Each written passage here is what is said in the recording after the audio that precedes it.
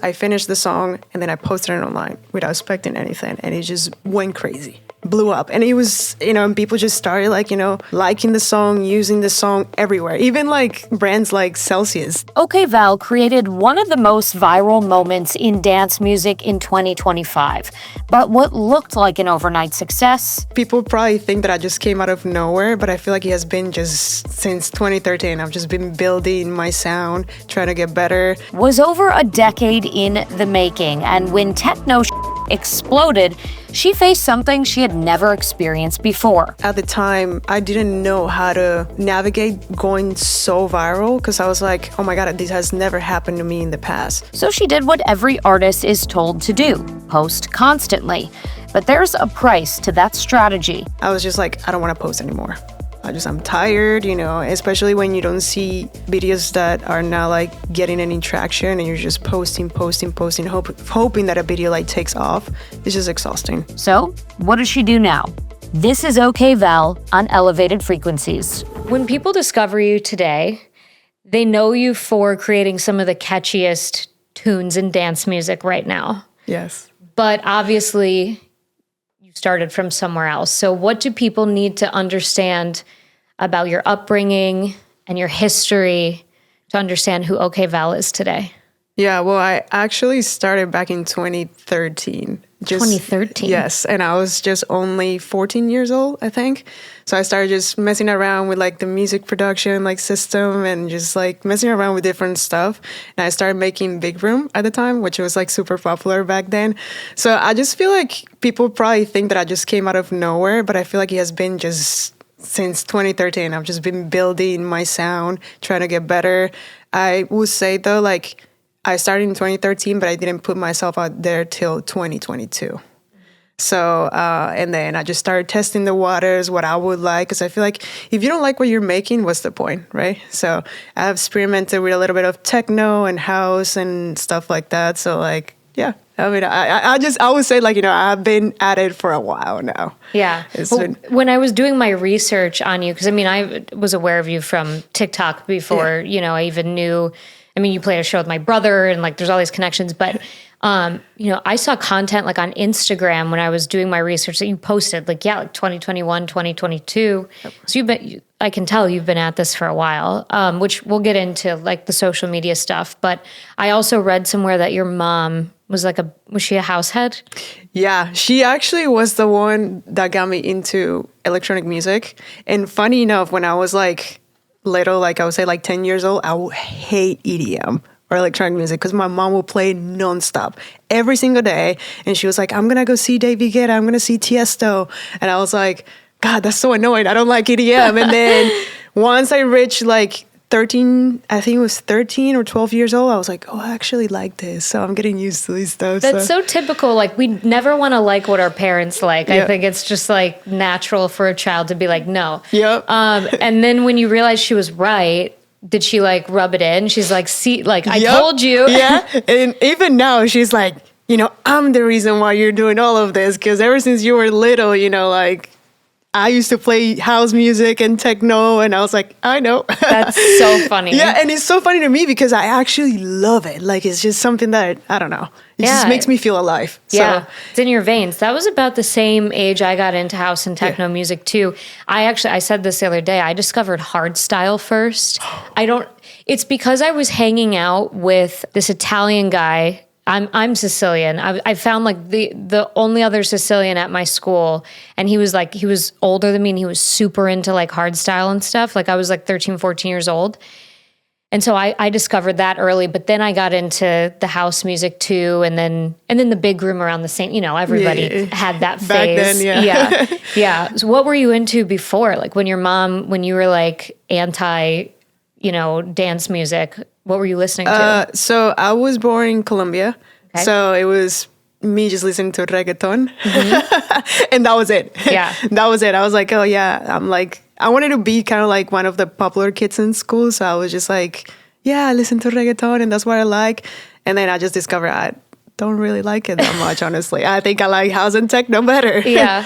But I mean, I also used to listen to rap a lot, and I think I still listen to rap, and I still like it, and that's kind of like my dad's side. You know, he always listens to rap music, and I was like, I love that too. So once in a while you have to. You know, I'm assuming as an artist, I know as a fan, like I listen to so much house music all day that it's nice to veer off and listen to something else kind of as like a palate cleanser. Yeah. I actually, right now, I struggle to do that, which I have to like, you know, kind of like check myself because I'm like, I'm listening to house and techno all day. I should probably listen to pop or like jazz music or like something different. Because then I feel inspired sometimes because I'm like, all I'm listening to is to house and techno. And so I feel like when I start listening to other genres, then I'm like, oh, this is good. This is like, you know, this inspires me a little bit more. So 100%. Yeah. There's this content series that I do called the 12 Brand Archetypes.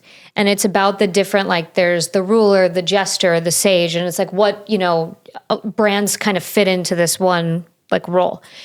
And I guess this other podcast called Neighborhood Art Supply, which is put out by this marketing group called the Cult Creatives. They do lots of marketing for DJs. So similar to what I do. And they're like, oh, I see you've been watching their podcast because they talk about this. And I'm like, no disrespect to them because they're awesome, but why would I spend my time watching another podcast that talks about the same things as me? I'm listening to podcasts who interview like health professionals or movie producers. That's where I find my inspiration, like outside of my niche, because I feel like sometimes when you are too close to something, like it just like it gets confusing. Yep. And I feel uninspired sometimes because I'm like, I'm listening to the same thing over and over and over again. So I have to take breaks and I'm like, I got to listen to something else, something way different than, you know, house or techno. So, well, you made a move to Chicago. Yes. Where the live music scene here like is incredible. Blues, jazz, I give you recommendations for days. I'm very curious, if you don't mind talking about it, what inspired your move to Chicago? Because at your stage in your career with everything popping off the way it is, most people are like, gotta go to LA, gotta go to New York. And I'm so happy you're here, but like what inspired that? I would say it's just, I like to stay true to myself, and just LA and New York are just not my vibe. I like the chaos, but I don't. So it's kind of like, I feel like Chicago is like the middle of both of those. So I was living in Jacksonville, Florida. There was nothing there for me. Like, I mean, there's no nightlife, there's nothing. So I was just like, I gotta move somewhere. And it was a difficult decision, but I was like, I came to Chicago multiple times last year and I just fell in love with the city. And it feels like it's not as chaotic like LA or New York. So like, I'm like, I cannot handle that. So I'm just gonna move to Chicago. I feel like it's the best thing to do. So I'm here. What's like surprised you the most about living in Chicago so far? Oh, man, it's been 2 months only, but I guess how cold it is. I mean, I lived in Virginia, I lived in Denver before, and it gets cold, but not this cold. I'm like, because then people were telling me like, you know, you're gonna hate it, it's gonna get super cold, and I'm like, I'll be all right. I lived in Virginia and Denver before, but yeah, they were right. Yeah, so. It is. It's because of the lake. Yep. But I can't wait to check back in with you once you've experienced. I mean, obviously you're going to be touring so much in the summer, but they, you know, Summertime Shy, like there's songs named after Summertime Shy because of how incredible it is here. I'm excited. I'm super excited about summer, so I cannot wait. Yeah, it's one of the best experiences. Have you had any like traditional Chicago food yet? Like the Portillo's, pizza? What's been your thoughts on the food scene? I had Marlot shot. Is that a Chicago? Malort, yeah. Malort. That was the only thing that I've had that is like, I think is a Chicago thing, right? Yeah. Yeah, that was, I'm sorry, but awful. I don't think I'll have it again. No, it's literally the most disgusting thing in the world. Yep. And yeah, unfortunately, I have a lot of people in my life who love to do Malort shots. I don't know why. Okay. I think they just think it's kind of like, oh, we survived the cold weather. We drink disgusting alcohol. Like we're tough, you know? It's like that tough, almost like we're like the stepsister of like New York. Like we got to prove how tough we are. Yeah. It's disgusting. Yeah. When I tried it, I was like, okay, this is not my cup of tea. So I'm gonna What stick made with you tequila. try it? I have friends here that they're also Yeah. DJs, and I was just hanging out with them, and they're like, "You have to try. It's like a Chicago thing. It's a Chicago thing. You have to try up. it." And then it was just a shot. I didn't have a chaser or anything, and I was like, "Oh my god." That's so up. It lingers in your mouth for It's like so an bad. hour afterward. I know. I felt so sick. Like I would like to think I'm tough because I drink Yeah. tequila just straight without Yeah. anything. But oh my god, that was rough. That's so funny. That's my favorite drink too, is tequila. Tequila with nothing is the best drink. I mean, to me, it's like I don't feel hangover after a night out and I drink tequila. So Yeah. I feel like that's the easiest thing. And I'm also trying to cut back on alcohol. So Okay. I started drinking Hayos now. I don't know. Yeah, You know, the mocktail. Yeah. Yeah. And it's amazing. So Yeah, mocktails are really helpful because they give you something to hold and like you feel like you're participating. Yep. I had a big mocktail phase too, and like I'll go like 6 months without drinking and then come back. But I feel like tequila is at least like the healthiest. You're drinking it straight. 100%. Yeah. And it's, I don't know. There's something about it. But so is that like something that you've done just because you're touring more and you feel like you need to be more present, or like what prompted that decision? I want to be more present. I also started feeling more like exhausted after drinking, and I was like, I don't like this feeling. I still love my tequila, and I will drink it every now and then. And actually, now every time I go to a show, I'm starting to plan like stuff to do with the fans pre-show, and so I have a show in San Francisco next week. And what I'm going to do is I'm going to select some of the people that are coming to the show, and we're going to do like a tequila taste tasting. And it's going to be so cool. I'm That's so awesome. excited. Yeah. That's Because awesome. I feel like, I want to connect with the people that support me, more. Yeah. So, And that's like an intentional type of drinking. You're tasting something. It's not like mindless. Yeah. So tequila tasting, that's really cool. Yeah. I think that is one of the most underrated ways to strengthen your community, because that's something that fans are going to talk about forever. Yep. Especially the bigger you get. They're like, I can't believe like in 2026, I got to do a tequila tasting with OKAYVAL. Yeah, I talked to the team and I was like, every time I go to a city, it doesn't necessarily need to be alcohol, but Right. I was thinking I also have a New York show coming up. It's a headline show. And I was like, it could be cool if we can just like get some of the people that are coming to the show together and we can go and have pizza together or something like that. I don't know. I just want to get more closer to the people that have supported me. So I feel like that's a great way to like, get closer to them. Yeah, I want to talk about like that support, because I'm pretty sure I saw hundreds of videos of other people using your songs before I even saw you. Yeah. And it like people ride hard for you. Like Yeah. they love your music. So seeing your tracks like Techno and Designer, like seeing so many people use your music in their content, how did that come to be? It was just, I would say it's just me posting about the song and just the people, kind of like connecting with the song and myself too. Cause I was just post about it and I'm like, hey guys, like I have this new song, that I want to show you guys. It was just like, I would like to, so like the archetype or whatever we're talking Yeah. about. Yeah, So yeah. I would like to consider myself being like the everyday man. Yeah. So yeah, it's just me just posting about my music, and I guess people liking, they just start making videos with techno. It was crazy because I wasn't expecting anything, and I was actually, do you know Groove Cruise? It's like the festival. Yes. I was Groove Cruise. I finished the song and then I posted it online without expecting anything, and it just went crazy, blew up, and it was and people just started like liking the song, using the song everywhere. Even like brands like Celsius that we used. Yeah. That song was stuck in my head for 2 months straight. 2 months straight. It's crazy. Like I have really bad, like I can't fall asleep easy and my mind will just race. And I think that was like the soundtrack in the back of my head. Like while I was trying to sleep in a good way. It's crazy. So wait, did you go on Groove Cruise, or did it get picked up? Someone played it on Groove Cruise? No, I was at Groove Cruise. Okay. I was just there because at the time, the person that I was dating, he was there as media, and I just came with along. Okay. But also I met up with a bunch of producers then because we have been talking for a while, and I got the master back. when I was at Groove Cruise, and then I decided to post like a preview, and then it just took off. Yeah. And I was like, oh my God, I've never experienced this before, but then people like love that song. Yeah. It just went absolutely nuts. So yeah.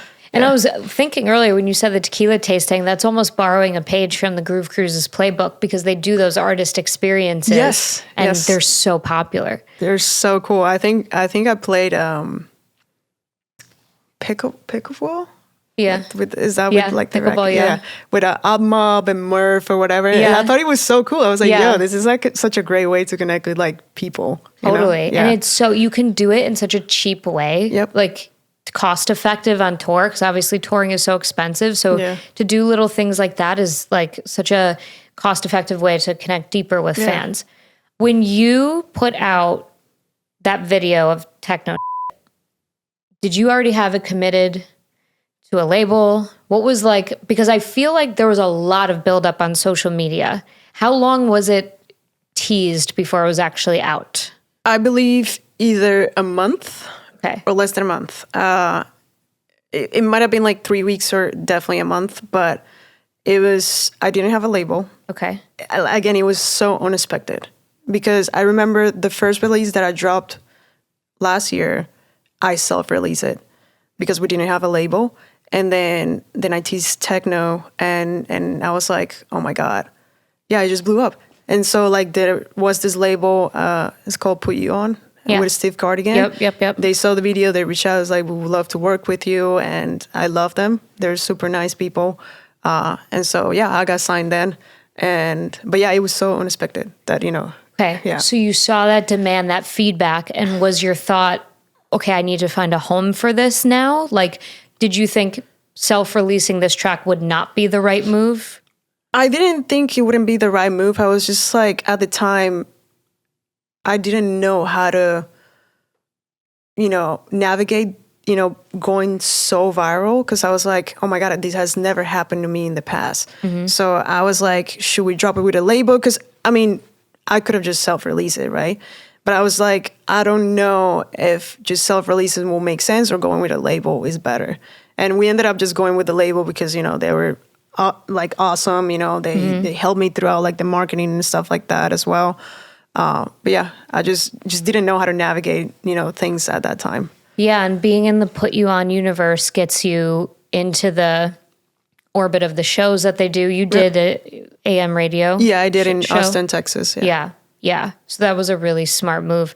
How would you say signing with that label? Like, do you feel like that was really the right choice, and that kind of helped? Because that's something that artists think about all the time when they have this viral track. Like, you're sitting on gold, so it could be a scary moment for some artists. Like, where should I put this? Like, what's going to do the most for my career? Yeah, I think definitely was the right moves. Again, they helped me a lot. But there's this one thing that my manager, Bobby, always tells me is like, at the end of the day, this song performed how it did because of you. And because, the song is good, and because all the push that you did in social media. Yes, the label helped you with, marketing budget and helping like push, like give like the song an extra push. But at the end of the day, it was you who like made this song go absolutely nuts.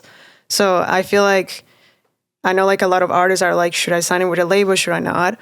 I feel like they should just, keep that in mind as well. Like at the end of the day, if a song is taking off, it's because of your work, your art and stuff like that. So yeah. And I'm not saying like labels do help a lot sometimes, obviously, with like the budgets and the marketing push that they do and all the knowledge that they have. Right. But I always keep that in mind, Yeah, they're not the end all be all. Yeah. I worked with an artist recently who was sitting on, I was doing his marketing. He was sitting on a mountain of really good music and just didn't want to self-release anything. And then it impacted, like, he had no content. I was like, you have no music to put out because you're like waiting for labels. I'm like, what? The whole rabbit hole I could get down. But like, I feel like a lot of artists do that. They just wait and wait and wait. And it's like, at the end of the day, like what you're saying is it's really you who makes the music. It's not the label who's going to change your life. Yep. In most scenarios. Yep. Yeah, I believe, it's obviously scary. So I understand why a lot of artists decide not to self-release. Because again, like it costs a lot of money too. Mm-hmm. But at the same time, you can use social media or try and push it as much as possible. Mm-hmm. So Yeah. You put out such a high volume of content, especially on TikTok. Do you get burnt out from that? Yes. Yes, to the point that I think I just, it happened recently, actually. I was just like, I don't want to post anymore. I'm tired, especially when you don't see, videos that are not like getting any traction and you're just posting, hoping that a video like takes off. It's just exhausting. So mentally, and I'm like, oh my God, I don't want to do it anymore. Yeah. But then I wake up the next day and I'm like, I gotta post. Yeah. Yep. I know. It's like, it's really hard. I feel like being just a creative where that positive feedback becomes the fuel to keep going. Yeah. And like, that's a really dangerous situation to be in. Cause like you're saying, that's what leads to burnout when you rely on that external validation. Yep. But it's like impossible not to fall in that trap, especially when you've had a taste of what virality, feels like. Yeah. You just are like chasing that high. Yeah. And it's like, I don't know, it's exhausting because then after you have that taste, it's like you're looking to do the same thing over and over again. And realistically, that's not going to happen, because not every single song is going to get 1 million views or go insanely viral. So it's like you just got to find like a middle ground to be able to be like, okay, this is fine. I know like the song is not, go super viral, but it's still a good song. Yeah. I just feel like a lot of people are like, if it doesn't go viral, or at least myself, if it doesn't go viral, then it must not be a good song. And that's not true. Yeah, it's not true. Yeah, it's not true. It's just algorithms are just weird and, they change every month or year. I don't know. So, yeah. And they trick you into thinking, oh, I figured out the formula because this happened with Techno, this happened with Designer, so it should happen again naturally. And then like everything gets flipped on its head. Yep. And it's tough because again, like it's just at least like your mental health just, crashes a little bit because you're like, oh my God, at least myself, I'm talking from myself. It's like I feel a little bit like I'm falling behind if a song is not taking off. And I'm like, I just got to keep up. But then if I'm doing that, then I'm burning myself out. And I just got to learn how to not think that way. So is there a strategy now? Because I know when you posted Techno, when you were on Groove Cruise, it was kind of just like, just post and whatever. Since then, has there been a strategy you've developed for content, or are you still just kind of like doing high volume and seeing what works? Yeah, so I'm always just testing the waters. I would say right now I'm trying to be a little bit more organized with like my content schedule because I wasn't in the past. I was just posting at any time, and sometimes I will go like 4 days without posting, and then I'll start posting again. Like out of like I will panic. But yeah, so I'm keeping myself a little bit more organized this time around. So. Yeah, I think that's the hardest thing is like finding inspiration to post too. I always say, I posted about this the other day, like I never find inspiration for my content that I create, just sitting at my desk, twiddling my thumbs. It's always when I'm out or having a conversation. Yep. And so like how I've kind of reframed it is it's not like I'm trying to turn my entire life into content, but I'm seeing every conversation I have, everything I do, every interaction as an opportunity for like a lesson or like something that can just be relatable to a lot of people. And so that's been my reframe lately, and it's taken the pressure off. But at the same time, like I'm a marketer, so content is my whole life. Yep. As an artist, it is not. Yeah. It is tough though, because like before I decided just to go all in with music, I used to do marketing. Oh, really? Yeah, I used to work for like Microsoft and stuff like that. But I feel like music marketing is way different, like marketing that you do at this corporate, you know, companies and stuff like that. So for me, it was like, I'm still learning how to market myself as an artist because I was always marketing for companies and not myself. Yeah, software. That's so different. Software. It's so different. Yeah, so I'm still learning, so. Yeah. Everybody is. Yep. Like the longer I'm in this industry, the more I realize that the majority of people are just pretending to know it all and still actually trying to figure it out. Yep. Again, like algorithms just change.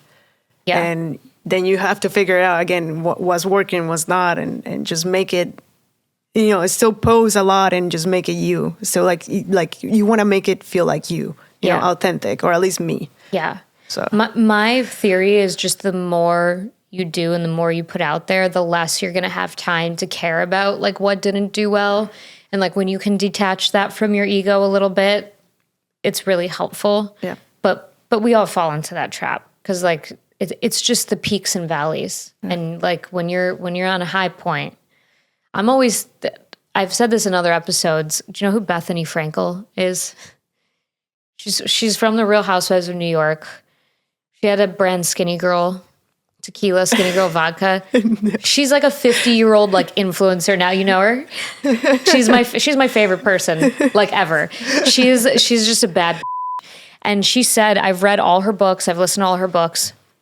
And she said, the time to be humble is not when the chips are down. The time to be humble is when things are going really well. That's when you lock in and you stay grounded because you never know when that next valley is coming. Right. And I think about that all the time.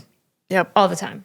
That's such a great advice, honestly. Yeah. I always try to stay humble. And, I'm like, I know it's kind of like a roller coaster, at least like, I signed a record with Medusa last year. Wow. And just talking with them, they're always like, you just got to keep going. But just so you know, it's going to be a roller coaster. And, when you're the lowest, just keep in mind that you're doing it because, this is amazing. And you just got to stay true to yourself. That's what I'm trying to say. Yeah. And you got to stay true to yourself and be humble. So if they're saying that and they've been at the top of their game for how many years now?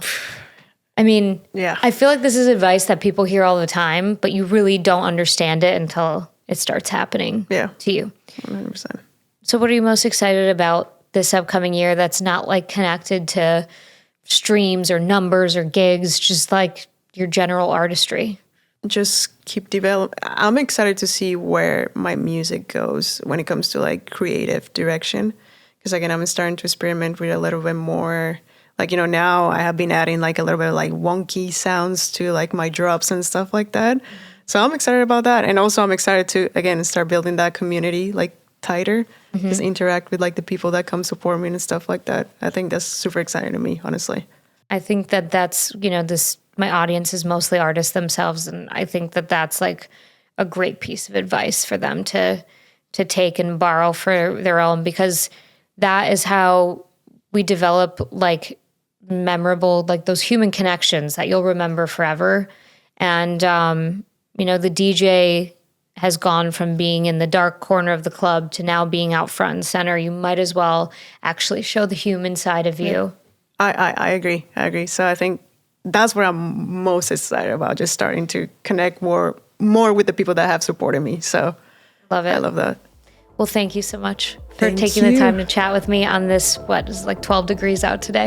Yeah, it was so cold. Thank you so much for having me.